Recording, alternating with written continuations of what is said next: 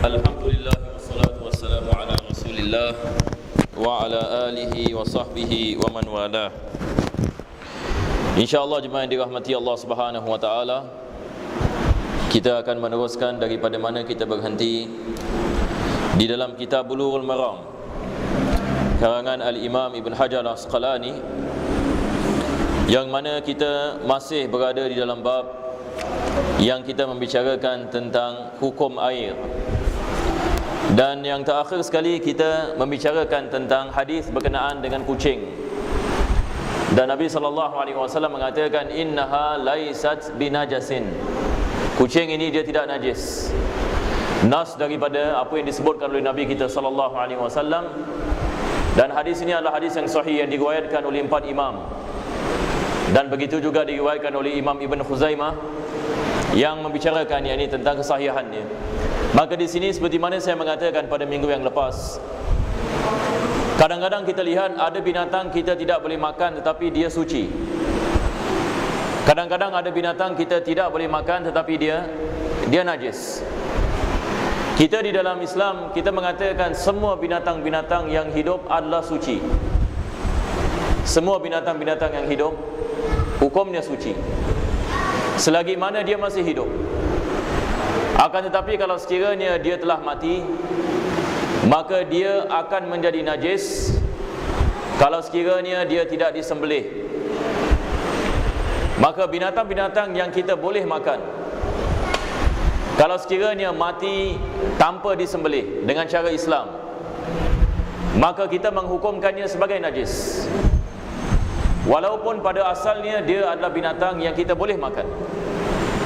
Akan tetapi apabila ia tidak disembelih dengan cara yang betul, maka dia menjadi najis. Begitu juga dengan binatang-binatang yang kita tidak boleh makan. Binatang yang kita tidak boleh makan, walaupun kita sembelih dengan cara Islam, tetap dia adalah najis.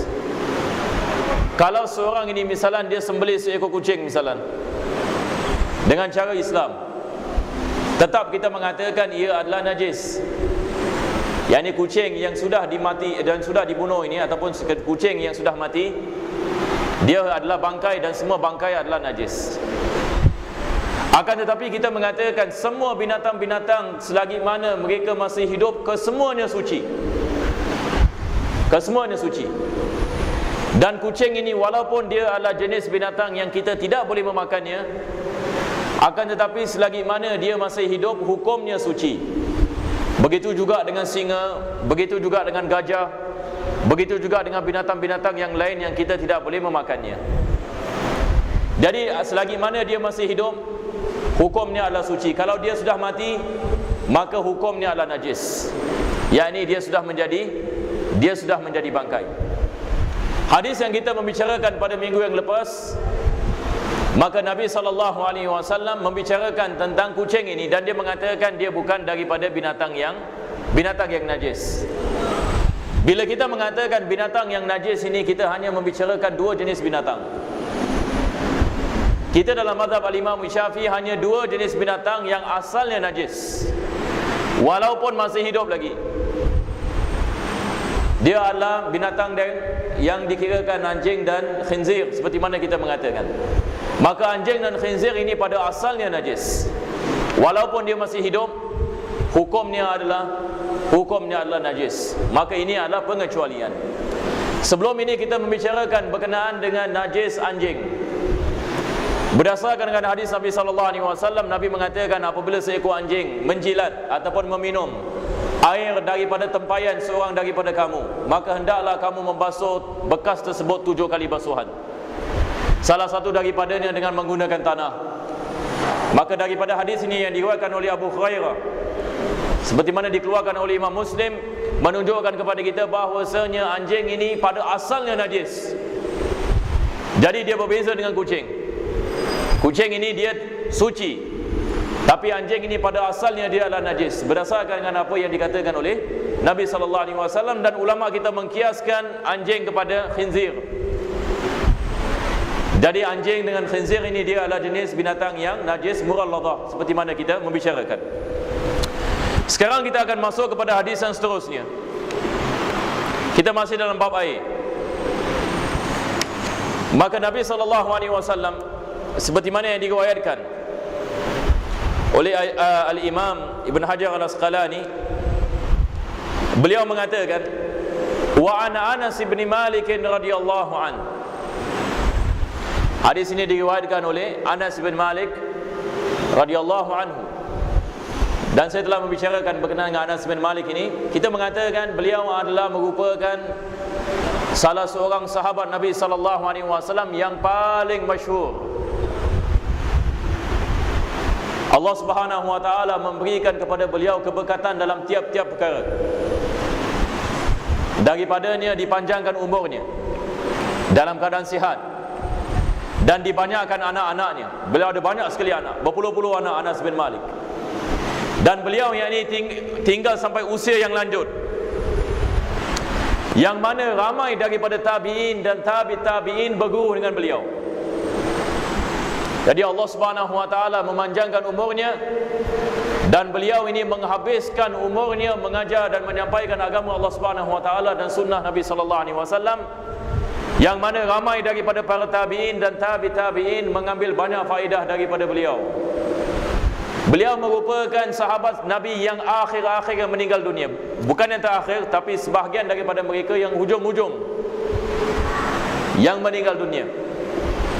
Begitu juga kita lihat seperti sahabat Nabi yang Abdullah bin Abbas radhiyallahu an, juga yang panjang usianya.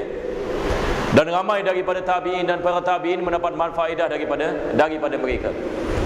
Dan Anas bin Malik ini, kelebihan beliau adalah beliau berkhidmat kepada Nabi selama 10 tahun. Jadi beliau rapat dengan Nabi SAW, dan beliau banyak meriwayatkan hadis-hadis berkenaan dengan syama'il. Kalau kita lihat dalam kitab seperti kitab Syama'il Muhammadiyah misalnya, Imam Tirmizi, banyak hadis-hadis diriwayatkan oleh Anas bin Malik. Beliau meriwayatkan tentang rupa Nabi SAW, beliau meriwayatkan tentang rambut Nabi SAW, beliau meriwayatkan tentang pedang Nabi SAW, tentang capal Nabi SAW. Banyak ini daripada Anas bin Malik. Sebabnya adalah beliau ini jaga Nabi.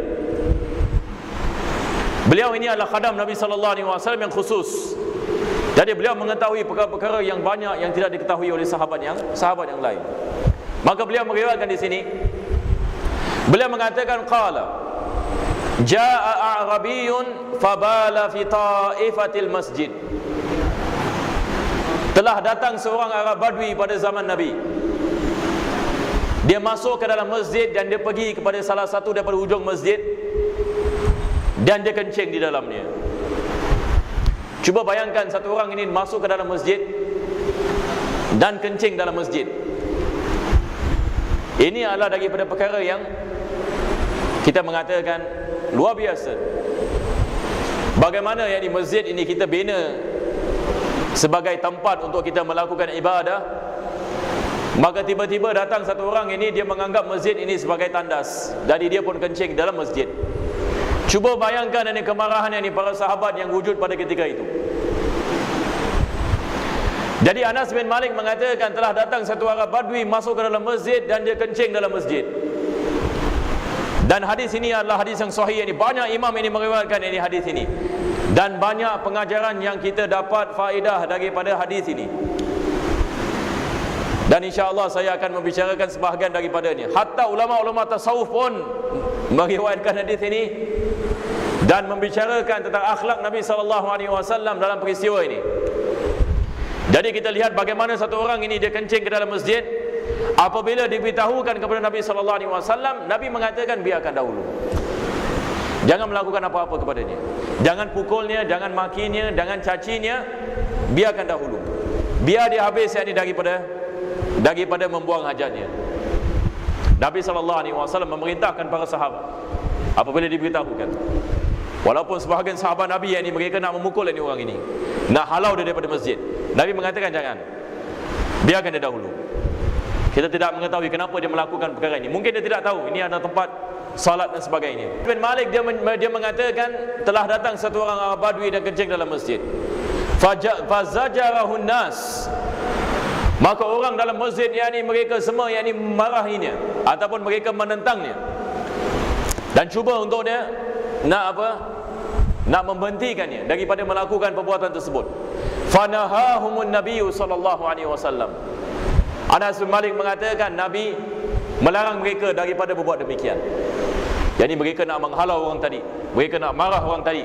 Nabi SAW melarang mereka daripada melakukan apa-apa kepada Arab Badui tersebut. Ini adalah kisahnya begini, jalan ceritanya. Falamma qada baulahu, apabila dia dah habis dah kencing dah. Ada cerita panjang yang berkenaan dengan Arab Badui ini. Cuma Ibn Hajar menukilkan hadis Anas bin Malik ini hanya nak membicarakan bab air saja. Jadi setelah dia dah habis ini daripada melakukan kencingnya, maka apa berlaku adalah amaran Nabi sallallahu alaihi wasallam bi dhanubin min ma. Nabi memerintahkan supaya bawa yakni satu dhanub. Dhanub ini dia macam satu baldi air. Dan Nabi sallallahu alaihi wasallam memerintahkan fa uhriqa alaihi. Dan air ini diperintahkan untuk apa? Untuk dituangkan atas air kencing ini Arab Badui ini. Hadis muttafaqun alaih. Hadis ini diriwayatkan oleh Imam Bukhari dan Muslim. Jadi sekali lagi saya mengatakan, maksud daripada hadis ini kita lihat kencing ini, satu orang kencing ini dalam masjid, Nabi SAW memerintahkan air yang di satu baldi dan ditaburkan air tersebut di atas kencing itu. Daripada hadis ini ulama-ulama kita mereka membahaskan tentang hukum air. Perkara yang pertama sekali yang kita dapat faham daripada hadis ini adalah air kencing adalah najis. Air kencing manusia ini dia adalah najis. Kalau tidak, Nabi SAW tidak akan perintahkan untuk mensucikan tempat tersebut. Faedah yang kedua, masjid Nabi SAW pada zaman Nabi diperbuat daripada tanah.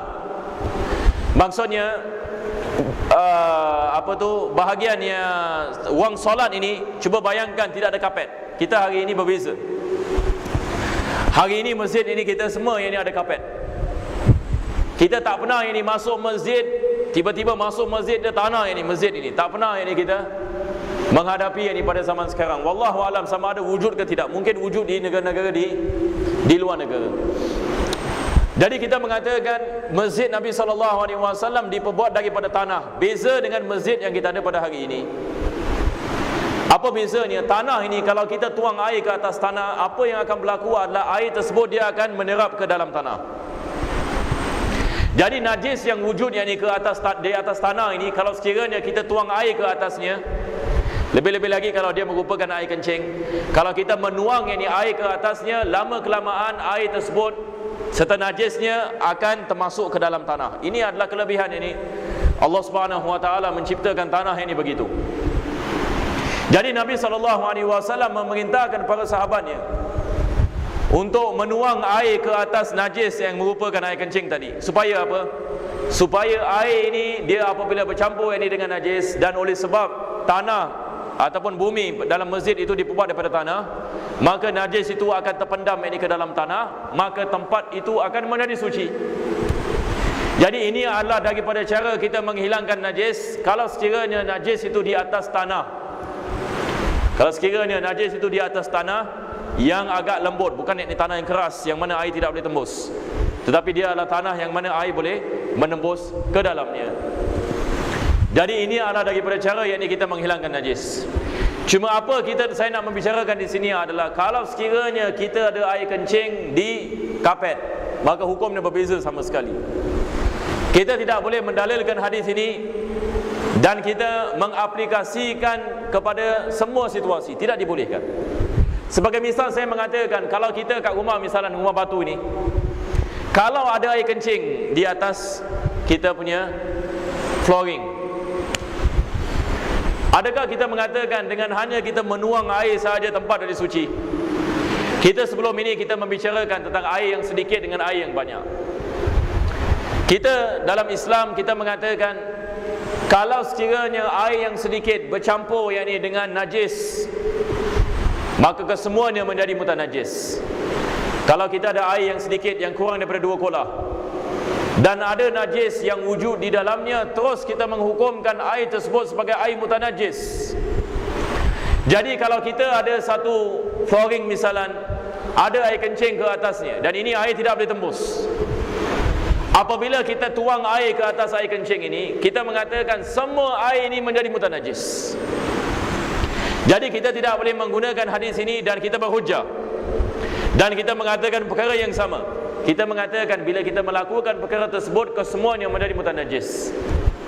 Jadi bezanya kita lihat di sini, beza di antara tanah yang ini dengan apa kita mengatakan kapet ataupun flooring yang keras dan sebagainya. Kita mengatakan selain daripada tanah, ia akan menjadi mutanajis. Jadi bagaimana kalau kita nak menghilangkan air kencing misalnya? Kalau sekiranya air kencing kena kepada tanah, kena kepada kapet. Sekarang saya memberikan misal, bagaimana kita nak menghilangkan? Saya mengatakan tadi kita tidak boleh tuang air ke atasnya. Kalau kita tuang air ke atasnya, semua dari najis. Semua dari najis. Sebab air ini dia tidak boleh terap ini dalam tanah. Jadi dia akan terapung ini di atas kapet ini. Cara kita menghilangkan adalah pertama sekali kita nak kena menghilangkan air kencingnya, airnya kita keluarkan. Dengan kita menggunakan kain ataupun kita menggunakan sponge. Jadi pertama sekali kita jangan tuang air. Kita cuba ini untuk serap ini air kencing tadi, keluarkan dia sebanyak yang kita mampu. Selepas itu apa kita melakukan adalah kita menuangkan air sedikit demi sedikit dan kita perap lagi. Sehingga kan 3 sifat najis itu telah hilang. Warnanya, baunya dan juga rasanya. Ini 3 sifat. Yang mana kalau ketiga-tiga ini sudah hilang, maksudnya bau air kencing sudah tidak ada lagi. Begitu juga dengan rasanya sudah tidak ada lagi. Begitu juga dengan warnanya pun tidak ada lagi. Sebab kita serap, kita tuang air, serap, tuang air, serap, tuang air, sampai ketiga-tiga sifat ini semua yang ini sudah suci. Barulah kita mengatakan tempat ini sudah menjadi suci. Tempat ini sudah menjadi suci. Sama hukumnya kalau sekiranya air kencing terdapat di atas flooring ataupun ceramic tile. Sama juga, pertama sekali kita keringkan tempat itu dengan kita menggunakan tisu ataupun kain. Apabila dah kering, barulah kita menuangkan air sedikit demi sedikit dan kita menghilangkan sifat air. Apabila sifat najis itu sudah hilang, baru kita mengatakan tempat tersebut yang ini sudah suci, yang ini suci daripada najis. Jadi ini hukumnya berbeza dengan apa yang disebutkan dengan hadis ini. Bila Nabi SAW ini memerintahkan para sahabatnya untuk menuang air yang ini di atas tanah ini, maksudnya di sini adalah ia boleh menyebabkan najis itu hilang sifatnya. Disebabkan tanah ini adalah daripada perkara yang akan boleh menyerap ini najis. Dan ada hadis Nabi SAW berkenaan yang ini dengan tanah. Nabi mengatakan zakatul ardi yubsuha. Nabi mengatakan sucinya tanah ini adalah apabila dia menjadi kering. Jadi tanah ini jemaah dirahmati Allah Subhanahu wa taala, dia ada hukum yang khusus baginya. Di sini kita mengatakan kalau najis ini wujud di atas tanah, kita ada hukum yang khusus bagi tanah. Yang mana kita tidak boleh samakan najis di atas tanah dengan najis di atas lain daripada tanah. Nabi mengatakan zakatul ardi yubsuha. Bersihnya tanah ini apabila dia menjadi kering. Jadi kalau kita ada tanah di luar sana dan ada najis di atasnya, apabila tanah itu menjadi kering, maka kita menghukumkan tanah itu sebagai suci, walaupun pada asalnya kita ada najis. Dan kalau sekiranya najis anjing sekalipun, kalau sekiranya najis anjing wujud di atas tanah dan kita nak membersihkan tanah tersebut daripada najis anjing tadi, tidak diperlukan bagi kita menggunakan tanah. Kita hanya melakukan 7 kali basuhan sahaja di atas yang di tanah tersebut. Selepas itu dia menjadi bersih.